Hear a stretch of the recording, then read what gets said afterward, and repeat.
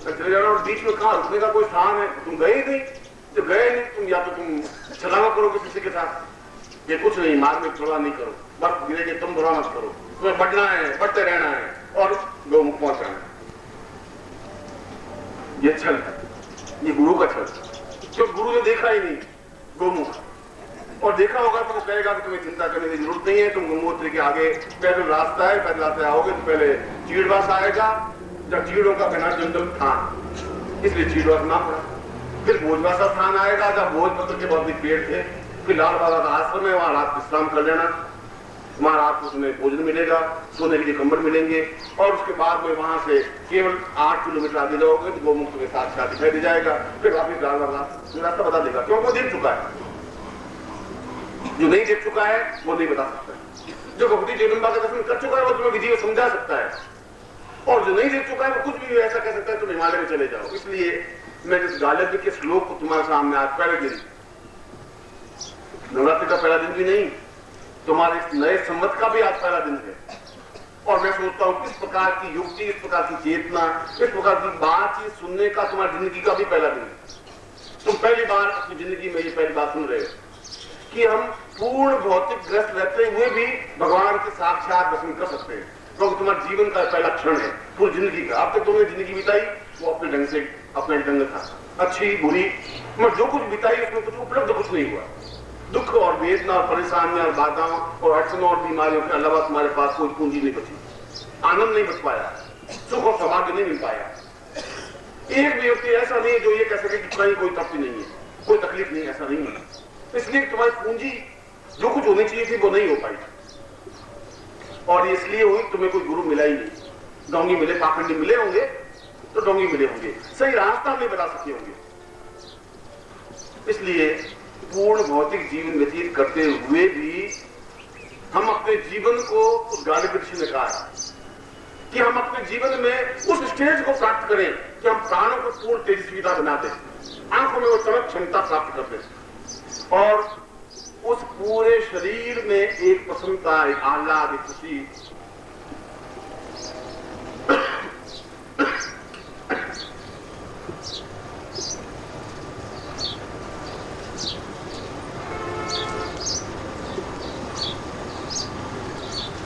और एक तृप्ति अनुभव करती है।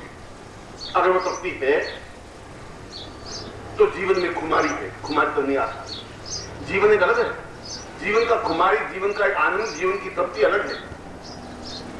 वो तब होता है चक्षुरुन्मीलितम येन, जब तुम्हारे शरीर में कोई शरीर उतरे, जब तुम्हारी आंखों में चक्षुरुन्मीलितम, आंखों के अंदर कोई आंखें उतर जाए, तो उन आंखों के माध्यम से तुम उसको देख सकते हो जो आंखें उसको देखने की अभ्यस्त हैं। जिस गुरु ने उसको देखा है उस गुरु की आंखों को तुम अपनी आंखों में बसा सको। ये अर्थ है इसका श्लोक। तुम नहीं देख सकते, तुम्हें कुछ नहीं करना है, तुम्हें तो गुरु को अपने शरीर में समाहित कर देना है।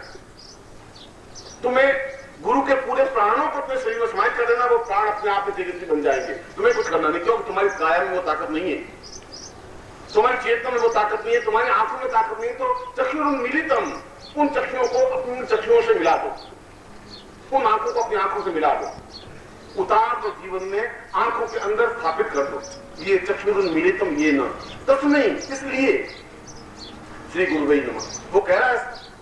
इसलिए मैं गुरु को प्रणाम करता हूं, इसलिए नहीं वो अच्छा सुंदर है, अच्छे कपड़े पहने, इसलिए नहीं, इसलिए कि वह भक्ति जगदम्बा को साक्षात मुझे करवा सकता है। क्योंकि मैं अगर उसको अपने जीवन में उतारूं, अगर उनकी आंखों को अपनी आंखों में बसा दूं, तो उनकी आंखों के माध्यम से मैं जगदम्बा का दर्शन कर सकता हूँ। चक्षुरुन्मीलितम येन तस्मै श्री गुरुवे नमः, इसलिए मैं गुरु को प्रणाम करता हूँ। इसलिए ये कार्य केवल गुरु कर सकता है और कोई नहीं कर सकता। न पत्नी कर सकती है, न पति कर सकता है, न भाई, न बंधु, न तुम्हारा धन, न दौलत, न ऐश्वर्य, न तुम्हारा लाख रुपए, न 5 करोड़ रुपए, न नेता, न अभिनेता, ये नहीं कर सकते। इसलिए उसने ये नहीं कहा तस्मै श्री पत्नी नमः या तस्मै श्री पति नहीं नमः, ऐसा कुछ कहा ही नहीं। तस्मै श्री गुरुवे नमः कहा है, क्योंकि वह ऐसा कर सकता है। और तुम्हें उस श्लोक में गालिब ने कहा कि इसलिए तुम्हें और कुछ करना ही नहीं है, और तुम्हें और कुछ क्रिया आती भी नहीं है। तुम तो अगर उसको अपने जीवन में, अपने प्राण में उतार सको पूरी तरह से, और जब उतार जाता है गुरु, जब उतर जाता है शरीर में, तो अपने आप में पूरा शरीर अपने आप में बदल जाता है। एक चमक आ जाती है चेहरे पर, एक ओझ आ जाता है। शायद मैं उदाहरण दूं कि कैसे उतारे? गुरु को शरीर में उतारने की बात आपने कही गुरु जी, मगर उस गुरु को अपने शरीर में हम कैसे उतार सकते हैं? उनके प्राणों को अपने प्राणों में कैसे समाहित कर सकते हैं? उनकी आंखों को अपनी आंखों में कैसे समाहित कर सकते हैं? और तुम्हें शायद द्वापर युग की तो मैं घटना नहीं कह सकता कि द्वापर युग में तो जब राधा बैठी तो उद्धव गए तो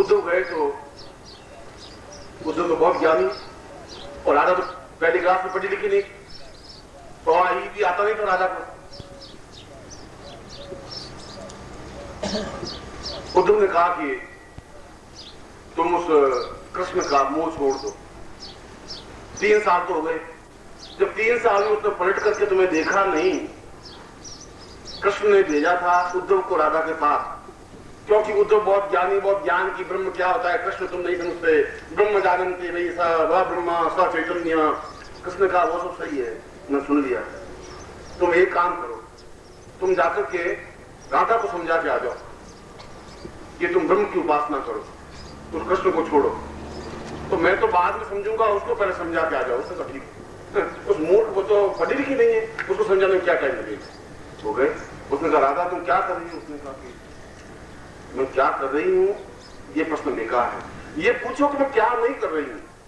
मैं हर क्षण उस कृष्ण को भोजन करवा रही हूँ, उसको बात कर रही हूँ, उसके सामने बैठी हुई हूँ, उसका चिंतन कर रही हूँ, उसको प्यास लग जाती है तो पानी पिला देती हूँ, थक जाता है तो पाँव दबा देती हूँ, और रात्रि को विश्राम के लिए पलंग बिछा देती हूँ, पाँव दबाती हूँ, सुला देती हूँ, और सुबह टाइम पर जगा देती हूँ। कृष्ण तो हमारे यहाँ से गए हुए 3 साल हो गए, 3 साल और 300 साल और 3000 साल तुम्हारे लिए गणना है, काल की गणना, मेरे लिए तो कोई गणना नहीं है। शाम हो गई तो राधा ने कहा कि तुम उद्धव कहाँ जाओगे, रात में यहीं सो जाओ। तो कुटिया थी, कुटिया में राधा सोई हुई थी, बाहर कुटिया के बाहर उद्धव भी सो गए।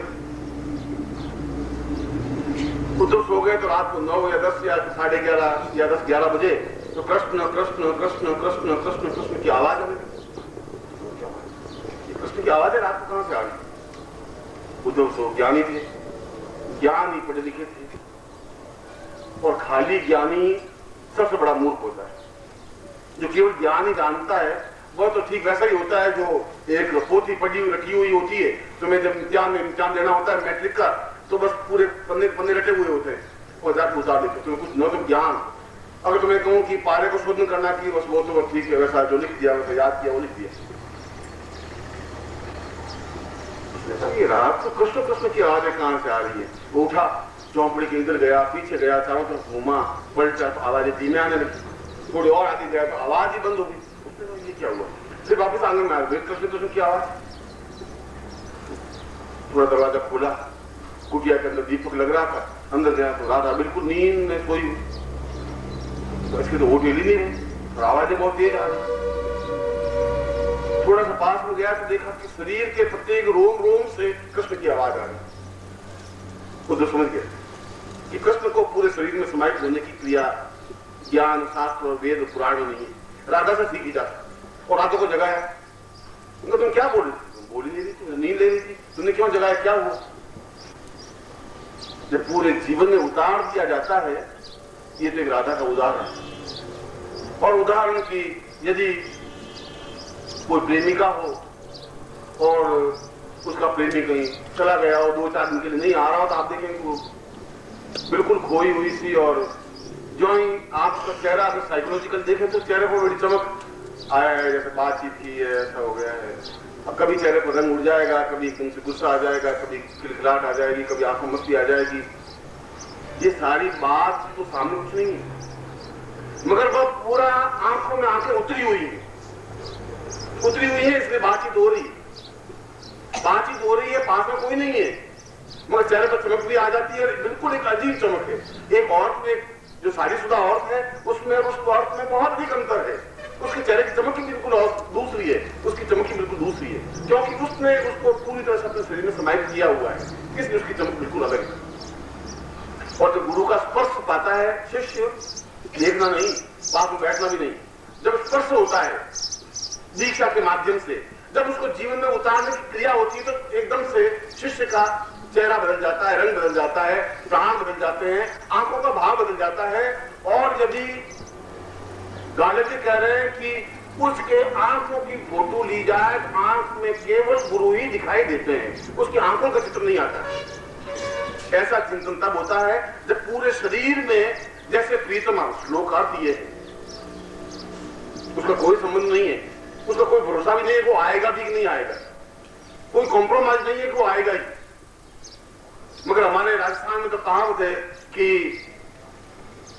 बाजी लो चितारे मने आवे चिट्ठी, कि मेरा बहुत हठी पति है, प्रेमी है, बाजी लो बहुत हठी, बहुत जिद्दी है, आने का मैं बार बार कहती हूँ, आ नहीं रहा है। मगर आज मुझे याद किया है, याद कैसे इसकी आ रही है। 5000 मील दूर आसाम में बैठा हुआ, वहां याद करा, याद की आ रही, ये क्या चीज, सीधे तार जुड़े हुए को, और जो अच्छी आती है एकदम आंखों के सामने वो चला जाता है, आंखें देखने आंखों में चमक आ जाती है, उसके चेहरे की भावना की ओज और मीना एकदम से उतरती है, नृत्य करने लग जाती है। संगत कह रहा क्या डांस कर, क्या नृत्य कर रही हो, क्या है?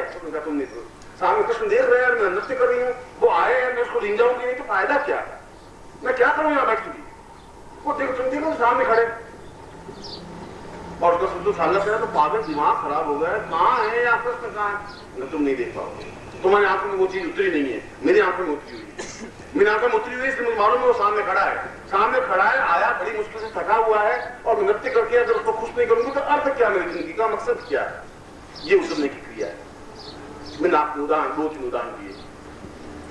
किसी को जबरदस्ती मेरे जैसे 5 या 80 किलो उठा करके तो शरीर में डाल नहीं सकते थे, ये तुम्हारे पॉसिबल नहीं, उठा भी नहीं सकते, उठाएंगे तो बोझिल हो जाओगे, घंटे आधे घंटे के नीचे उतारना पड़ेगा, पूछिए अब नीचे उतरो, हो गया, वो तो पॉसिबल नहीं हो सकता।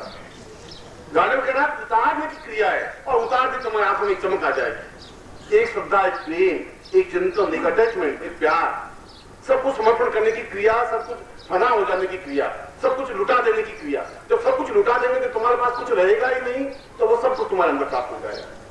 जब तुम भरे हुए हो उसमें कोई समा भी नहीं सकता, इसलिए उसको जो है अंदर समा जाएगा, तुम्हारे उनको गुरु को देखने की क्रिया ही बदल जाएगी। जब वो नहीं है तो बिल्कुल एक बेचैनी सी होगी, बहुत तड़प होगी, एक तनाव सा होगा, बहुत अदम झुंझलाहट सी होगी कि क्या करें।